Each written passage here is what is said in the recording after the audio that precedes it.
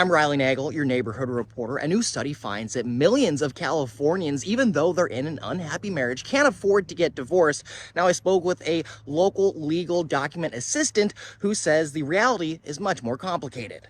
A new study from Henderson and Henderson Attorneys at Law find nearly 24% of married Californians say they want a divorce but can't afford one. That's an estimated 3.4 million people staying married because of financial pressure. Attorneys, it could cost that easily, $20,000 each side, if they're not going to be able to come to an agreement and they have to go through the trial process. Patty Johnson, owner of Divorce City 911 here in Bakersfield, believes many couples separate but never finish the legal process because they can't afford an attorney. She says some try filing on their own, and that's where things often fall apart. Johnson says the initial court paperwork may seem manageable, but once couples reach the disclosure stage, mistakes can lead to repeated court rejections. It's not their fault. The court lets them think it's easy.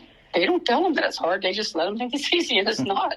And they get in a big mess. For couples who hire attorneys, retainer fees may start around $8,500, but contested divorces that go to trial costs rise quickly, with attorneys billing hundreds of dollars per hour. Johnson says when couples can agree on parenting plans and asset division and put it in writing, the process becomes significantly less expensive and less combative. But they need to be able to work together to do it.